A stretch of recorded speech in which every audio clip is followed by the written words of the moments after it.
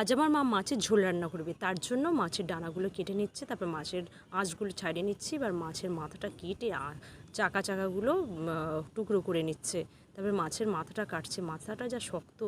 তারপরে মাছটাকে ভালো করে ধুয়ে ঘষে এবার নুন হলুদ মাখিয়ে রেখে দিচ্ছে। তারপর তেলটাকে গরম করে এবার এক এক করে মাছগুলো ছেড়ে দিচ্ছে।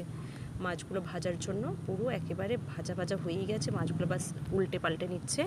তারপরে মা এদিকে আমাকে বললো আলু আর ডাঁটাটাকে ধুয়ে নিয়ে আসতে, আলু ডাঁটা ঝিঙে। তারপর মা টমেটো কাঁচা লঙ্কা পেঁয়াজ এক এক করে সব কুচি কুচি করে নিয়ে রেডি করে একেবারে তেল দিয়ে তাতে পেঁয়াজ দিয়ে দিচ্ছে। তারপর তাতে আলু দিয়ে ভালো করে একটু হলুদ দিয়ে নুন দিয়ে নাড়াচাড়া করে নিচ্ছে। তারপর একটু ঝিঙে তারপর ডাঁটা দিয়ে ভালো করে নাড়াচাড়া করছে। এবার মা ঢাকনা চাপা দিয়ে দিল, ঢাকনাটা খুলে নিয়ে আবার একটু জল দিয়ে তারপর টমেটো কাঁচা লঙ্কা রসুন দিয়ে ভালো করে চাপা দিল। এই তো জল ফুটতে শুরু করলো। এবার মাছগুলো এক এক করে সব মা তরকারিতে ঝেড়ে দিল। তারপর কিছু ভাজা মশলা মা করেছিল, মায়ের একটু সিক্রেট ভাজা মশলা। তারপর এই তো রান্না হয়ে গেছে। এই তো এই গরমে এত গরম, তাতে এই মাছ রান্না দিয়ে ভাত জাস্ট জমে গেল। তারপরে একটু মাছের একটু ভেঙে খেলাম, জাস্ট জমে গেল আর কি বলবো। এই গরমে খুব ভালো, আপনারাও বাড়িতে বানিয়ে